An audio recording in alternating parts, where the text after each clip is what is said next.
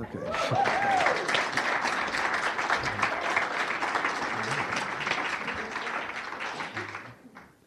When I was a kid, I went to a pretty good-sized church with a pretty good-sized choir. And by the time I was 14, I began wondering about this picture of God up there, sitting on a throne, looking down through the clouds, and all these hymns are coming up. And, I mean, they tried really hard, and it was a good choir. And I had trouble imagining that God would get up for the music. But in this church, you have music. This is good stuff, and you have a real tradition of that.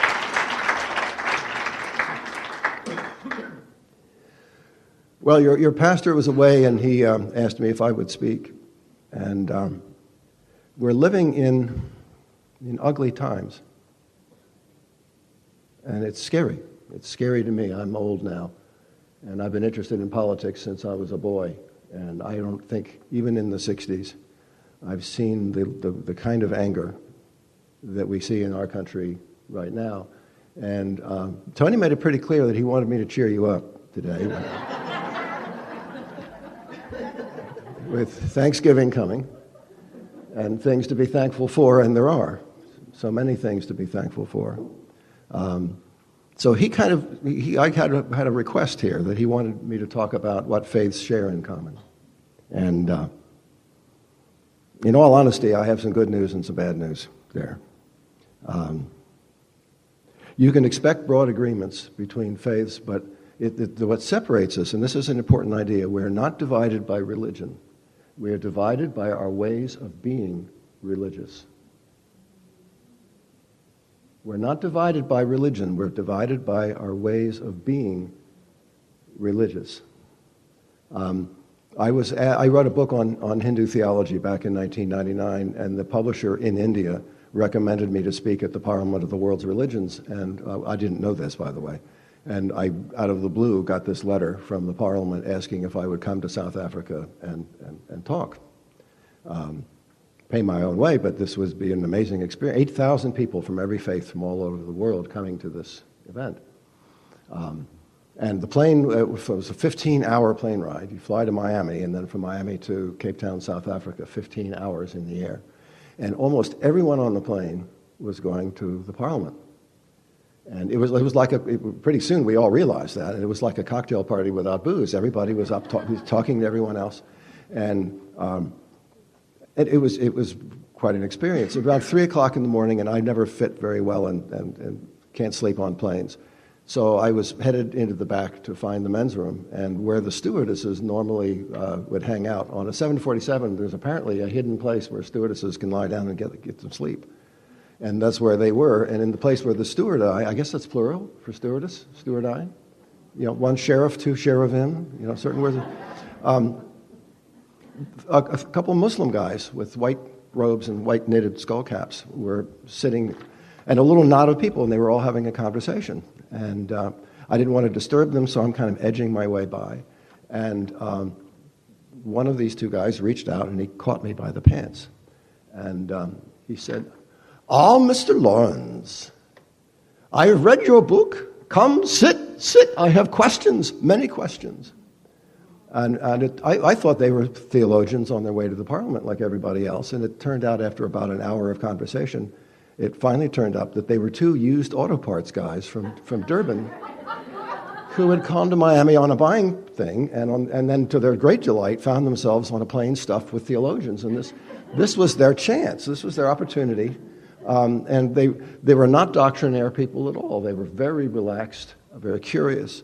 And as the conversation would go around, they would occasionally circle back and say, well, in our tradition, we see things this way. And it was like that. And I had never actually had a chance to speak to Muslims in my life until then. And we had a great time. And finally I said, I wish everybody in my country could be on this plane and meet you. Because we have this picture of Muslims, as, pardon my French, but this is what I said to him, kind of pissed off with a bomb in a briefcase. And here's you. And I wish everyone could meet you and know what kind of people you are, because these were luminous, Ishmael and Abdul would have glowed in the dark.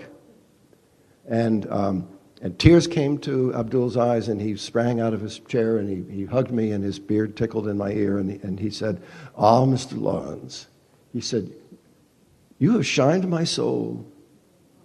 He said, "You know, souls get tired and dusty along the way. But with words like this, you shine my soul." And it occurred to me that that was what we were all going to South Africa to meet each other to do. To shine each other's souls. Not a bad project in a rough time. If you think of that as your job, to shine the souls of the people you meet. Burnish them a little, remind them of their best. We won't have a bad beginning if we work at that. And it is work. How many of you have ever had a political argument with anyone that ended by having them burst into tears and say, "How could I have been so wrong for so long?" If you've had this experience, put your hand up. See, I thought so. Okay. So arguing isn't going to do it anymore. Not in the climate we're in. Shining each other's souls is the way to go. The question is not what are your opinions, but what has been your life experience? What brought you to this present moment? With the opinions and the values, who were your mentors? Who were your teachers? Who influenced you? Because if I tell you my story and you tell me your story, then we may disagree, but it won't matter because we will have found how to love each other. We will understand that the opinions that people who disagree with us hold are, from their life story, inevitable. Inevitable that they should come to the conclusions they have come to. And our obligation spiritually is to love them like that. To love them like that. But I have to tell you, this is the bad news, there are some people who will not permit themselves to be loved. And that's simply that. Because in the ways of being religious, maybe there's two ways to understand this, mystical and scriptural. Some people's approach to faith is scriptural, and it's going to point them in a different direction than people whose approach to faith is mystical is going to point them. Because scriptural is essentially an authoritarian view. God has given us the revealed word from God. He didn't give us the 10 suggestions. He gave us the 10 commandments. This is an authoritarian arrangement, and I'm not knocking that. That's the arrangement. There is, in general, a sense that you are saved by faith and not by what you do, not by works. There is an idea within this tradition that God is one. Hear, O Israel, says the Torah, the Lord our God is one. So essentially we're talking about the world's monotheisms. And they tend to follow this tradition. Morality is based on your obedience to God's will. Sin is disobedience. Essentially, sin is disobedience. And if that's how people understand it, then we need to acknowledge that and love them where they are, because this is the religion that they've been given. This is what they have grown with. And this has worked for them. A guy I knew at college who was a gymnastics champion, we went to Penn State together. He could get away with stuff with women that I couldn't countenance. And he got away with it. And he was a wonderful athlete. And he met a woman whose mom had just committed suicide, who had a daughter. She was shatteringly beautiful. She was very needy and in great pain. And he decided to love her. And he adopted her daughter, and he married her, and became an evangelical Christian. At which point, our long-term friendship was in trouble because he was convinced that I was a lost soul, and that he was going to heaven, and I was not. And there was no triumph in this for him at all. There was great grief in it, that he couldn't figure out what to say to save me. But I stayed with him from the time I was 12, still in contact with him. This was not an easy person to love, whom he married. he uses, as evangelicals often do, the expression of to take up your cross. And he did. And he made a major commitment early in his life to change who he was and how he was and become this different person. And he found a faith that would enable him and support him in doing this day in and day out for the rest of his life. And I have to love him for that. And he's in this tradition that I'm talking about. So if salvation is only open to people who have accepted key faith propositions, then you can be an honorable, decent person in this first tradition and still be a lost soul. And you may have friends who see you that way. And in a way, I'm trying to almost defend the people who worry about you spiritually, because from their point of view, they want to help you, and they don't understand why you don't take them up on it. Interestingly, Islam, which is along with the Baha'i, is the last of the monotheist traditions to appear, accepts the Gospels, not Paul, Gospels, and the Torah as true. And Muslim will point to a pyramid of revelation with the last stuff in Arabic being at the top, but not dismissing what's below it. Most Christians would be amazed to know that Jesus is quoted in mosques around the world, as are the prophets. No religion seems to accept any revelation that occurs after their own. If it comes after their own, it's wrong, because it's based on authority, and you can only have one. Now, the other group is mystical, meaning it's based on experience. It's based on the search. The mystical search is to actually experience God, to feel God. In which case, scriptures are sort of like a booster rocket to get you accelerated in the right direction, but the closing part is gravitational. You're trying to get yourself close enough to feel the gravitational pull, to be brought in, to experience it. And a lot of the people I met at the Parliament were of this latter group. And they couldn't wait to hear each other's stories. If you have come all the way to here, what happened to you to make you into such a person that would want to be at a place like this at a time like this? And that's going to be the second. So it isn't fully realized until you feel it. God doesn't expect perfection in this particular approach. God expects a persistent attempt to be good. And actually, this is true in Islam, and it's true in Judaism as well. In Hebrew, the word sin is an archery term, means missing the mark. You missed, so shoot again. Try again. Keep trying. God doesn't lose patience with us when we fail. God loses patience with us when we fail to try, when we give it up, when we say it doesn't matter to us anymore. Then, and only then, are we lost souls in these traditions. The soul of all faith abhors violence. The soul of faith abhors violence. It's supposed to be transformative. I used to do a TV show. When my column went weekly, it was just too much to maintain, but I used to do a monthly television show called On Sacred Ground. And we had Rabbi Robinson, was rabbi of the synagogue at the time, and he was one of our panelists. And we had an evangelical Christian, and in the nicest way possible, I think they were attracted to each other, and it drove them crazy, because she was trying to save him, a rabbi, an ordained rabbi. She felt under obligation to save him from his own theology, and it really ticked him off. And they used to have these towering arguments.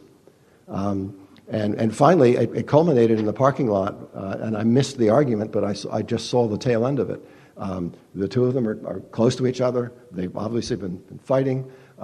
Her eyes are wet, and he looks at her, and he goes like this, and he says, "I'm out of here." He sprinted to his car, peeled rubber out of the driveway. She's standing there with tears coming down her cheeks, and she said, "Larry, I think I'm done. I think I'm not even ordained." She said, "I think you should find somebody else." And I thought she was really good, and I begged her to stay, and she said, "No, tell me what your topics are, and I'll find a good person to represent our point of view." And then she did for a long time. And then Christmas rolled around, and the subject was, what does Christmas mean? And she said, I think if it's okay, I'd like to do that one. And I said, I'd love to have you. Just as a heads up, so he wouldn't be totally stunned, I let the rabbi know. She, after their argument, had sent him a letter of apology, but couldn't help packing into the envelope a little tract on conversion if you're Jewish. So she showed up first. We're all around our table. We're all getting mic'd up. He showed up last. He walked in. He's a big, tall, good-looking guy. And he said, good morning. And she kind of ducked her head between her shoulders. She went, hello. And he smoothly withdrew the envelope containing her letter of apology and that other thing and said, we have to talk. And I'm thinking, oh, God, we have to put a show on in 15 minutes. There was a little conference room, and they retired to the conference room, and I came in, I guess, to keep the peace and try and get the show up. And they went back and forth. At one point, he got up and said, look, you don't need a rabbi this is Christmas, for God's sake. You guys own that. And I said, no, but Jesus was Jewish. I need you for this thing. And she said, well, you don't need me then. And I, sit down. And finally he said, look at me. Eye contact, look at me. You explain Christianity really well. You do. I admire that. But then it's my turn to explain Judaism. And you step in front of me and you begin, having explained your faith, explain my faith. And that really pisses me off. I'm the rabbi, he said. I'm the rabbi. And her shoulders dropped. It was like she saw it for the first time. You're right. She said, you're right. You are the rabbi. I'm sorry. He said, good, let's do some TV. So we got on the air. We did our show. Now, this is C3 TV, this public access. The next show, it being Christmas time, involved people in biblical costumes and a woman dressed in blue and white as the Virgin Mary. And she came up, and he was in a good mood. And he said, good afternoon. And he said, and who might you be? And she glared at him, and she said, you know perfectly well who I am. I'm the most important woman in Jewish history. Now, this is a very intelligent man, Rabbi Robinson, and without missing a beat, he said, oh, would that be gold in my ear?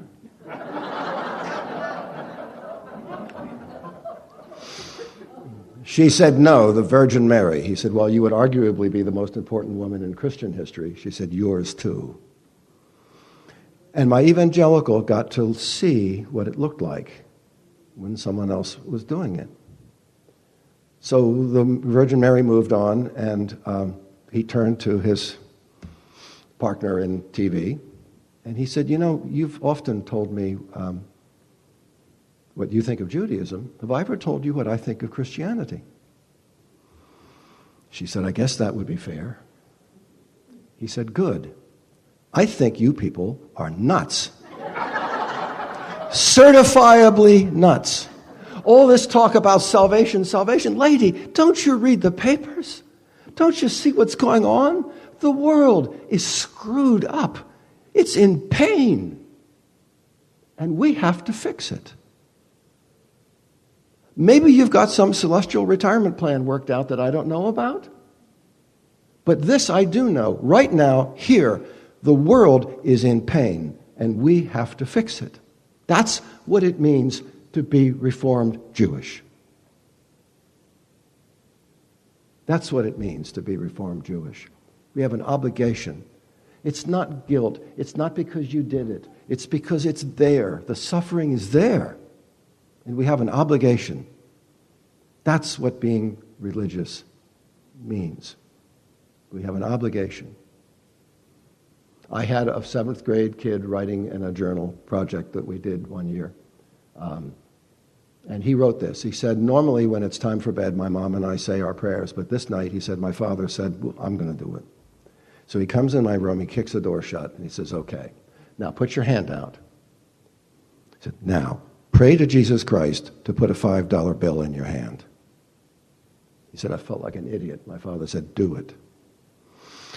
So I put my hand out, he wrote, and prayed to God to put a $5 bill in my hand. And my father said, so, is there a $5 bill?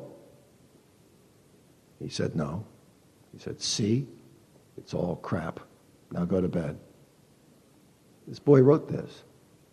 He said, but then I read the words of Lao Tzu, who says the sage is guided by what he feels, not by what he sees. And I have an answer for my father. He said, I'm young, he said, I'm getting ready for my first communion. He's Roman Catholic. And he said, I want to do this. I want to do this. And this is my answer, that we are guided by what we feel, not by what we see. And that's the mystic tradition. That's this other tradition that says that you know that it's working when you feel it, when your perception of the world is changed. Someone asked Buddha, after enlightenment, what do you do? And he said, carry water, chop wood. And on one level, he says, I don't get it. It's because you're going to do the same stuff, but you're going to experience it differently. You are going to see the world differently. You had the word grace up here on the screen earlier. I think that's what grace is. Grace is carrying water, chopping wood, doing all the same stuff that you always do, but you experience it differently. And if it's really working for you, even on a rainy morning when you might have easily hibernated and stayed in bed, you came for grace. You came for a recharge, to see the world differently. And to be able to sustain that, even when people are lousy to you sometimes, to be able to sustain seeing the world differently. No matter what the tradition is, there are certain things in common. Almost every faith in all times, even what are called pagan faiths and ancient ones, have understood what it means to be a good person in almost exactly the same way. What is a good person? Tells the truth, cares about other people, does good work in the world. What does the Lord require of thee, asked the psalmist, but to do justice, love mercy, and walk humbly with your God. To do justice, love mercy, and walk humbly with your God. That humility thing, by the way, is in very short supply these days. We have a mind the size of a lunchbox, trying to comprehend the infinite. We have every reason to be very, very humble in this project. And it's interesting, people who are seeking tend to behave pretty well. People who are convinced they found it can be abominable. Excessive certainty is the enemy of spiritual growth. If it's idolatry to pile up clay or stone into a visible image, we need to take the next step and understand that it is idolatry when we pile up words and say, now I've got God in the words. Whether we think they were given to us or not. Even if the words are perfect, we're not. We are fallible. We're limited. We get tired. And I know you got tired sometimes too. Sometimes it's just fatigue. And we're living in very fatiguing times. So I like the Navajo don't have 10 commandments, they have 2. Commandment number 1, don't go around hurting people. Commandment 2, try to understand things. That's it. Don't go around hurting people. Try to understand things. And then I'll offer you a third thing. If we practice compassion every day, God will teach us all the theology we need. Practice compassion every day, and God will teach you all the theology you need. So we live in a disparate world, and there are things that unite us. The belief in soul. You don't have a soul. You are a soul. There's a difference. I have a wallet. I have a social security number. I have some things. But if you use that, and it's grammatical, it's just the way we use language, that you have a soul. But that makes the you part, the real part, and the soul part, kind of like Casper the Friendly Ghost. It's a little harder to pin down. You are a soul. You are a soul. And if you are souls, then the question is flipped. Then why have you been given a body? What do you have a body for? And in The Christmas Carol by Dickens, Scrooge comes back after a typical day at work, drags himself up into this enormous house that he lives in alone, because that's what often happens to people like Scrooge. He's visited by Morley, the ghost of his former associate, who scares him to death, draped in chains, drags him to the window. And it's funny, when Hollywood does the movie, this is something that they usually don't put in. And outside, there are homeless people shivering in the cold. It's snowing. It's Christmas Eve. They're huddled in doorways trying to get a little bit of the warmth that comes through. And above every one of them is an angel crying and wringing its hands in consternation. And Scrooge says, I don't get it. What's going on here? And Morley says, those souls, they're in hell, Scrooge, like me. Because these people were there every day of our lives, and we wouldn't look at them. We did not want to see them.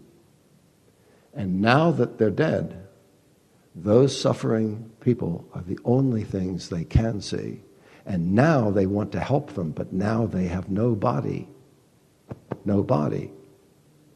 to do it with. That is hell, Scrooge, to finally discover your compassion when you're incapable of acting on it. So if it's a fantastic vision. It's brilliant. So if that's hell, then heaven must be having a body and an opportunity to love with it, to serve with it, to make people feel better with it, to break down barriers with it, not make them. And that has to be our project. To break down barriers, to help people, to love people. I think that's why we are given bodies. We're supposed to love this place and everything in it, which is not easy, and some people make it really hard. So that's our work. That's our work. And we're thankful to be in bodies and to be together and to have this opportunity. Thanksgiving is coming. What are we thankful for? Having bodies, having people to love, having things to do, meaningful work, things to do that matter, that help people. I'm a teacher. I'm the luckiest guy you will ever meet. I've been doing this for 41 years now. And somebody says, don't you get bored teaching the same stuff? No, but I'm teaching different kids every year. It's the kids. You're not teaching history, you're teaching kids. And there's a whole room full of souls. And it's a chance to be thankful for. So I'm thankful in part for you, because you got me out of bed this morning. And you did. And got me here with you. God bless you all. Namaste.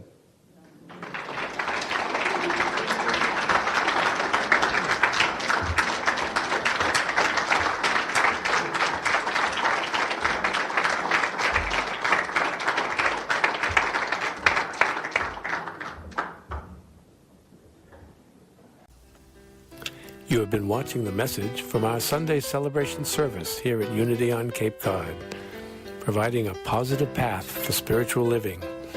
Please join us every Sunday morning at 10 a.m. at 147 Walton Ave, Hyannis, Mass. And visit us online at www.unityoncapecod.org.